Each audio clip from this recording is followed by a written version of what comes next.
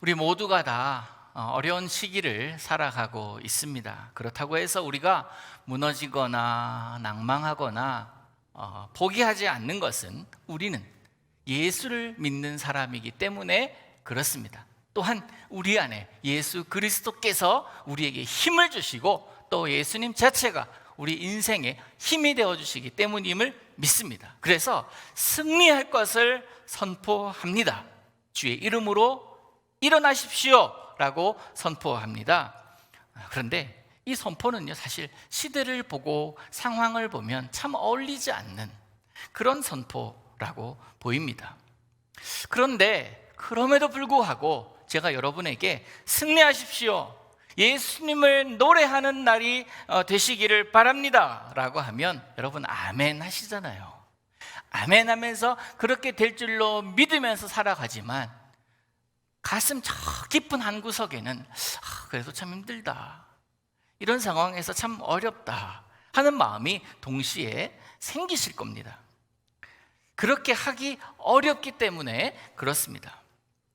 이 어려운 때에 온 백성들과 온 국민들과 많은 모든 사람들이 한 마음이 되어서 이 어려움을 극복하고 이겨나가려고 노력해야 함에도 불구하고 여전히 뉴스를 보면 정치인들은 싸우기도 하고 북한은 여전히 전쟁 준비에 여념이 없는 것 같고 많이 가진 자는 그 가진 것으로 만족하면서 행복해하면서 또 다른 사람들에게 나누어 줄 수 있어야 하는데 이 가진 자들이 그 가진 것을 만족하지 못하고 더 많은 것을 가지려고 온갖 불법을 동원하고 편법을 동원하는 그런 모습을 보면 참 많이 어렵습니다. 때로는요, 화가 나기도 합니다. 국가유공자들이나 독립운동가의 후손들이 친일파 후손들과는 비교도 안 되게 가난하게 살아가는 그런 모습을 보면 뭐가 어디서부터 잘못됐는지, 그들을 돌아봐야 될 자들은 나라는 뭐 하고 있는지 나아가서 이러한 것들을 가만히 두고 계시는, 보고 계시는, 아무것도 하고 있지 않는 것 같은 그런 하나님, 그 하나님의 공의는 왜 이리 힘을 발휘하지 못하는지, 그것에 대해서 울분을 토하기도 합니다. 지난 주간에 6.25를 맞이해서 방송사들은 참 특집 방송을 많이 방영했습니다. 그 중에서 참전용사인데 지금 혼자 단칸방에서 외롭게 살아가시는 할아버지 한 분에 대한 보도를 보았습니다. 그분의 주된 수입원은 폐지를 줍는 거예요. 폐지 주워서 그것 갖다 줘서 얻은 돈으로 살아가고 계십니다. 어이가 없었습니다. 국가를 위해서 그렇게 희생을 하고 그렇게 목숨을 바쳐서 그렇게 헌신을 했는데 돌아온 것은 이것밖에 없는 거예요. 이런 일이 뭐 한두 번입니까? 통계를 보니까 독립유공자 천여 명을 조사한 결과 월 200만 원 이하로 살아가고 계시는 분이 전체 천여 명 중에 4분의 3이에요. 놀라운 숫자 아닙니까? 그래서 심지어 이런 말까지 있습니다. 친일하면 3대가 잘 살지만 독립운동하면, 애국하면 3대가 망한다, 이런 얘기도 있습니다. 이것이 저 후진국, 우리가 알지도 못하는 그런 나라의 현실이 아니라 우리나라의 현실입니다. 여러분, 우리 모두가 이 코로나19로 인해서 어려운 현실에 있습니다. 우리뿐만 아니라 전 세계적으로 너무나 큰 어려움에 처해져 있습니다. 그럼에도 불구하고 제가 지속적으로 여러분에게 노래합시다, 감사합시다, 하나님께 기쁨의 노래를 부르는 인생으로 오늘을 사시기를 바랍니다, 그렇게 선포하고 여러분께 권면하는 이유는 제가 어려운 상황임을 몰라서 그러는 것이 결코 아닙니다. 그럼에도 불구하고 노래할 만한 이유가 없고 찬송할 만한 이유가 없음에도 불구하고 하나님을 기억하고 하나님만을 바라보며 노래하는 자들을 하나님께서는 잊지 않으시기 때문에 그렇습니다. 아까 우리가 입술로 고백했지 않았습니까? 어느 곳에 가든지 요동하지 않음은 주의 팔을 의지함이라. 어느 곳에 가든지 여러분, 어느 곳이 어느 곳입니까? 요동하는 곳, 흔들림이 있는 곳, 어려움이 있는 곳, 낭패가 있는 곳, 절망이 있는 곳입니다. 그럼에도 불구하고 그곳에 가든지 내가 요동하지 않는 것은 무엇 때문에? 주의 팔이 나를 의지함이라. 주의 팔을 내가 의지함이라. 주님 손 붙들고 있다라는 것 아닙니까? 우리가 하나님을 의지하고 하나님을 여전히 바라보고 있기 때문에 풍랑 가운데도 우리는 안전할 수 있음을 믿으시기를 바랍니다. 지난 주간에 우리가 마음 모아 기도하고 또 중보한 결과 우리 정 권사님이 건강하게 퇴원했습니다. 하나님께 영광 돌립니다. 병원에 계시는 동안에 저랑 자주 소통을 좀 했어요. 연락이 올 때마다 빠지지 않는 말씀 뭐냐면 감사하다. 모든 것이 하나님의 은혜다. 그러면서 그냥 누워서 천장만 바라보고 계신 것이 아니었어요. 병원을 돌아가면서 병원 바깥에 있는 사진도 찍어서 저한테 보내주시기도 해요. 이 사진을 보십시오. 그런 모습 아닙니까? 그 모습 보면서 내가 갇혀 있어야 돼? 왜 내가 이렇게 어려워야 돼? 내가 왜 이렇게 아파야 돼? 이것이 아니라 이곳에서도 감사, 하나님의 은혜입니다. 이렇게 고백할 수 있는 것 무엇 때문입니까? 믿음 없이는 할 수 없는 고백 아니겠습니까? 상황을 보면 무섭잖아요. 왜 내가 이런 모습이어야 하면서 하나님 이런 모습이어야 하냐라고 하면서 하나님께 원망할 수 있지 않습니까? 하지만 어느 곳에 가든지 요동하지 않는 것, 주의 팔을 의지함이라. 병실에서도 다른 환자의 신음소리가 끊어지지 않는 그런 상황 속에서도 이 고백이 우리 정 권사님께 있었기 때문에 감사가 나오고 은혜가 나오지 않았겠습니까? 여러분, 어두울수록 빛은 밝아 보이고 위기의 때에 영웅이 나는 법입니다. 또한 우리가 약할 때 그 믿음을 통해서 예수님의 모습이 드러나 보이는 법입니다.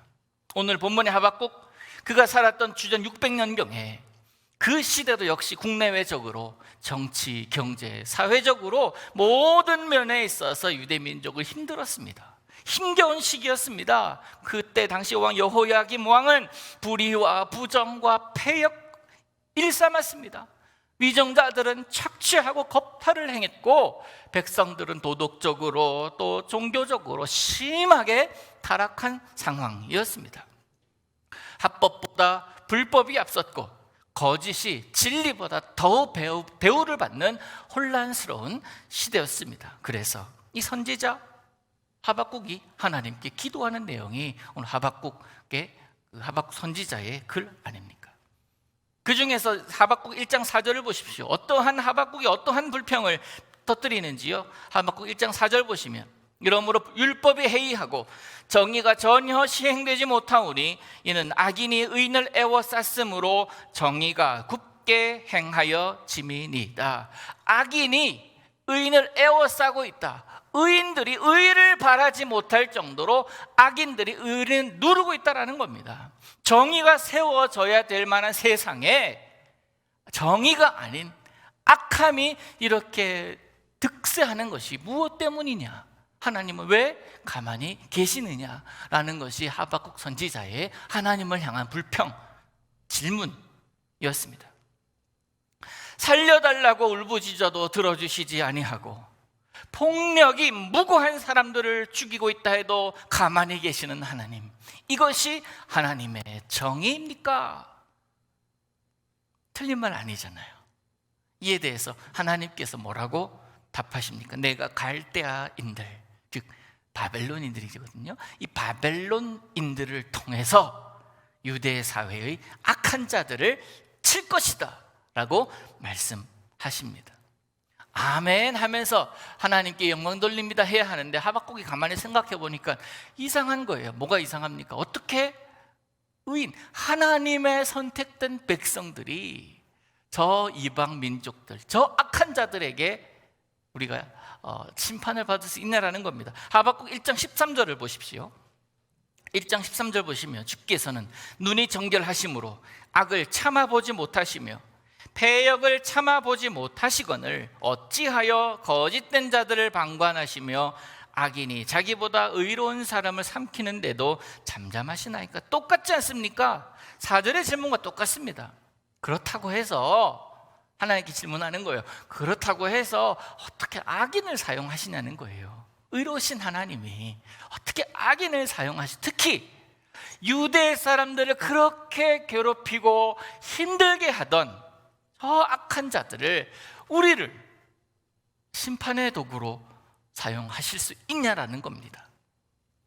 하박국 선지자 상식선에서 맞지 않기 때문에 이 하박국의 하나님을 향한 질문과 불평, 우리도 충분히 이해할 수 있습니다. 우리 주변에도 소위 악인이라고 생각하는 사람들, 참 저 사람 이해가 되지 않아 라고 생각하는 그 사람이 승승장구하는 모습, 우리는 종종 보곤 합니다. 그 모습에 우리는 어떻게 생각합니까? 저런 자가 잘 되다니, 어떻게 저런 사람이 복을 받는 것 같지? 참 하나님의 정의가 도대체 뭘까? 이런 고민을, 이런 생각을 우리가 하게 되잖아요. 그런데 하나님의 하박국을 향한 말씀, 이 선포의 의미를 알아야 됩니다. 크게 두 가지로 볼 수 있는데, 하나는 악인들이 그렇게 승승장구하지만, 지금 내 눈에는 그렇게 승승장구하는 것 같이 보이지만 결국 그 교만과 방자함이 그들 스스로를 무너뜨리게 될 것이다. 심판의 날이 되면 그들은 완전히 무너지게 될 것이다 라는 것입니다. 그렇기 때문에 의인은, 하나님은 믿음으로 살라는 거예요. 그게 두 가지예요. 두 번째예요. 하나님은 의로우신 하나님이시기 때문에, 분명히 의와 불의를 구분하시는 하나님이시기 때문에 믿음으로 지금 이 시기를 살아가노라면 결국 그들이 하나님 앞에서 심판받는 것을 보게 될 것이다. 그것이 바로 하나님의 뜻입니다. 여러분, 우리는 의인입니다.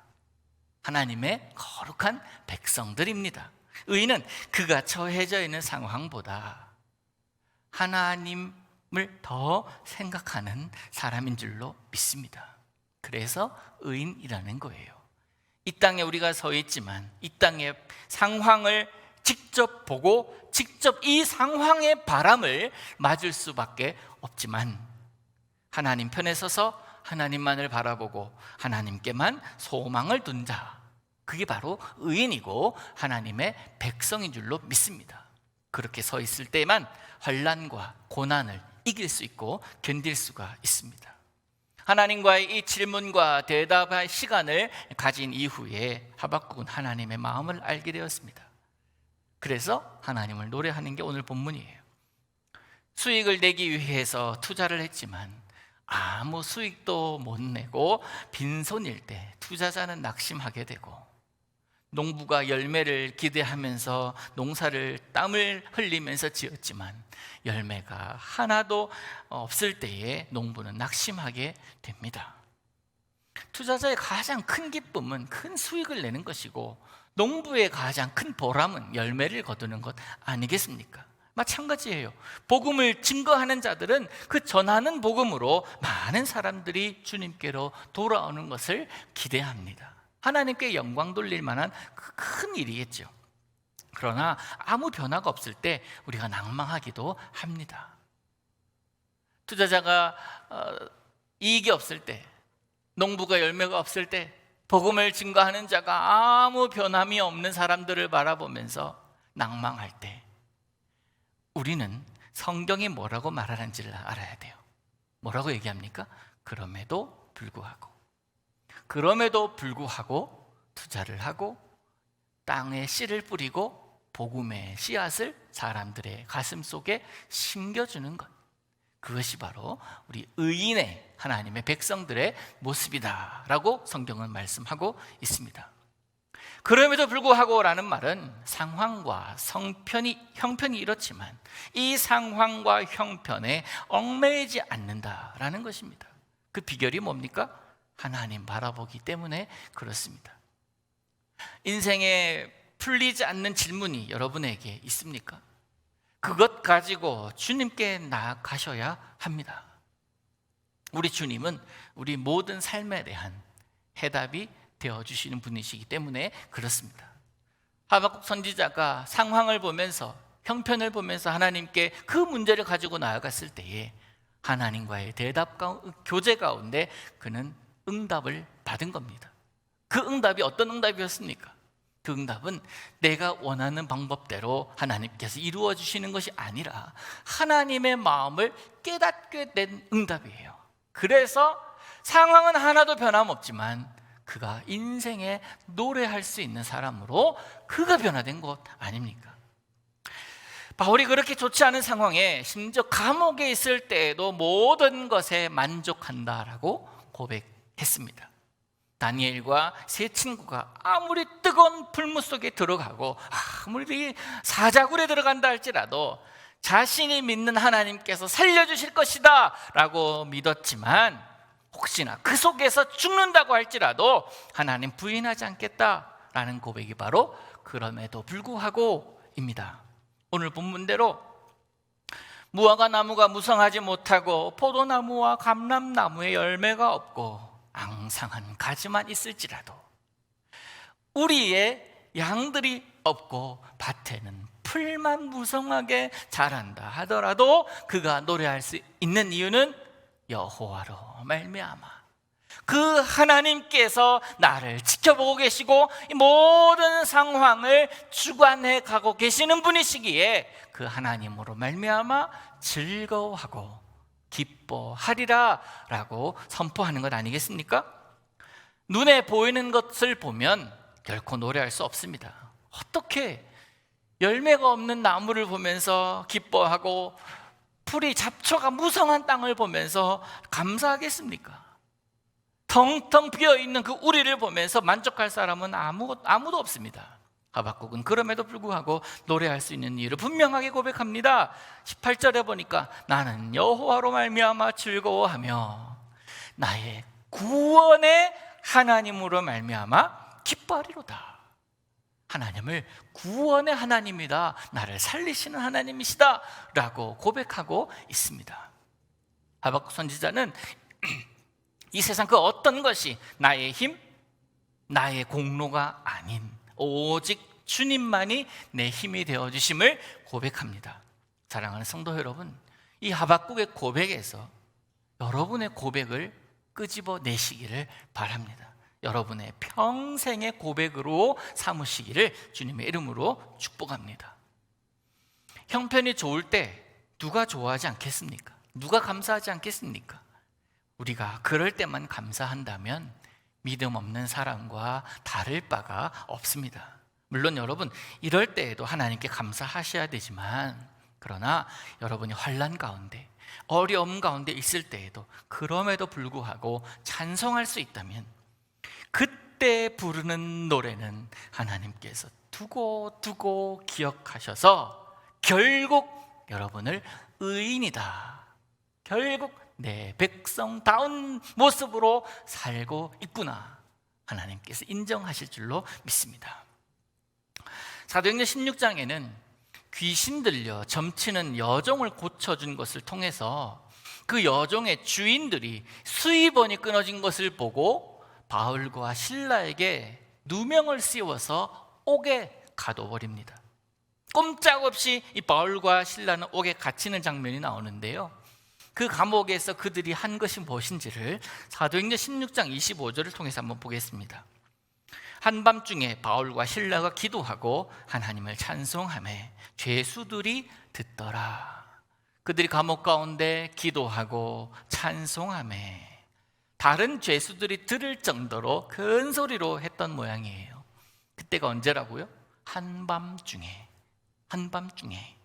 시간으로 따졌을 때 한밤중입니다만 그들의 마음의 상태도 역시 한밤중이었을 것입니다. 무서웠을 겁니다. 두려웠을 겁니다. 바울과 실라가 갇힌 감옥은 마게도니아의 첫 성 빌립보에 있는 감옥이었습니다. 그 빌립보 지역에는 바울이 아는 사람이 한 사람도 없었습니다. 아직까지는 그가 도움의 손길을 내밀 수 있는 여지가 하나도 없는 그런 상황이었습니다. 그럼에도 불구하고 그들이 찬송하고 기도했다라는 것입니다. 바울이 왜 감옥에 갇혀 있습니까? 바울이 아시아에서 말씀을 전하고 싶었지만 전하지 못하고 성령께서 인도하시는 대로 따라갑니다. 무시아를 지나서 드로아에 이르렀는데 그곳에서 밤에 환상을 보잖아요. 마게도냐인이 나타나서 와서 우리를 도우라.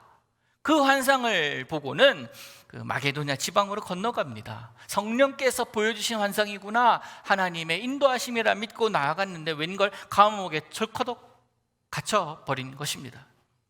이게 무슨 경우입니까? 하나님께 불평할 만한 이유가 되잖아요.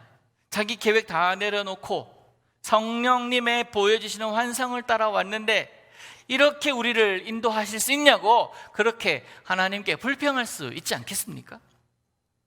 하지만 이 바울과 실라는 그 몸과 마음이 맞이한 한밤중에 그 밤에 찬송하고 기도합니다.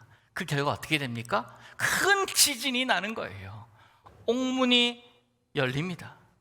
매여 있는 것들이 다 풀리는 역사를 경험했습니다. 하나님의 역사는 인간의 계산으로, 인간의 생각으로 증명할 수가 없습니다. 예상할 수도 없습니다. 찬송했더니 옥문이 열렸다?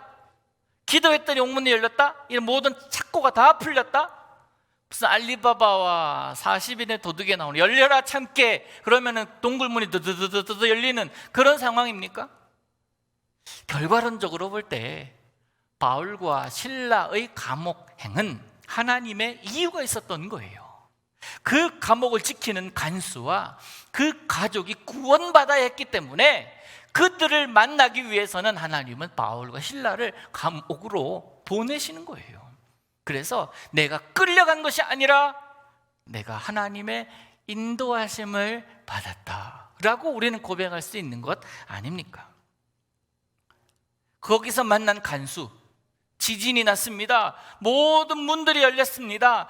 죄수들의 착고가 다 풀렸습니다. 그 사실을 알고는 자결하려고 했는데 사도 바울이 멈추라고 얘기를 합니다. 우리가 다 여기 있다고. 그러니까 이 간수가 어떻게 합니까? 내가 어떻게 하면 구원을 받겠습니까? 그 간수도 사도 바울이 이런 상황임에도 불구하고 찬송하고 기도하는 모습에 저 사람이 왜 저럴까? 어떻게 저런 상황에서도 노래가 나올까? 하는 고민을 하고 있었던 것 아니겠습니까? 그래서 이 상황이 벌어지니 내가 어떻게 해야 선생님 같은 사람이 될 수 있겠습니까?